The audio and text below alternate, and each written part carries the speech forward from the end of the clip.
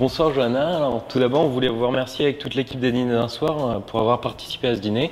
Puis on voulait en profiter pour remercier l'ISEG Marketing et Communication pour nous avoir prêté ce lieu. Et également Maison Baron Lefebvre pour nous avoir fait ce repas qui était excellent.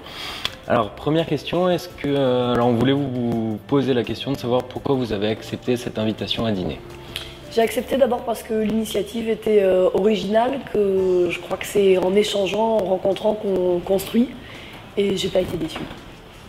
Super. Alors est-ce que vous avez bien mangé? Très bien, oui. Il faudra féliciter la maison concernée.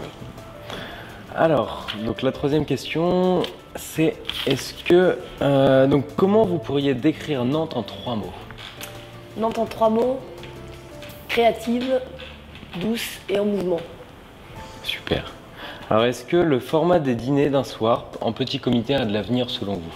Je crois que ça a beaucoup d'avenir, parce que forcément, dans un format convivial, informel, sympa, avec des échanges qui sont complètement libres et spontanés, ça permet à la fois d'aller au fond des choses, de parler de plein de sujets, de pouvoir confronter aussi ses points de vue, et je crois que c'est comme ça qu'on avance. Super. Comment vous voyez les dîners d'un soir dans 2 ans? Les dîners d'un soir dans 2 ans, visiblement de ce que j'ai vu ce soir, vous manquez ni d'initiative ni de projet. Donc je pense que ceux de dans 2 ans ne ressembleront pas à ceux de cette séquence-là. Super. Alors est-ce que vous auriez quelques conseils à donner à quelqu'un qui veut se lancer en politique? Restez vous-même, croyez dans vos projets, ce qui compte c'est la force de vos convictions. Super.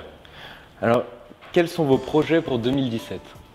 Nos projets pour 2017, c'est un grand débat sur la transition énergétique, c'est lancer un concours international sur la petite Hollande, c'est continuer une politique de mobilité offensive, c'est soutenir les bénévoles de cette ville, tous ceux qui ont des projets, et puis c'est faire de Nantes cette ville collaborative où on est capable d'inventer un projet ensemble.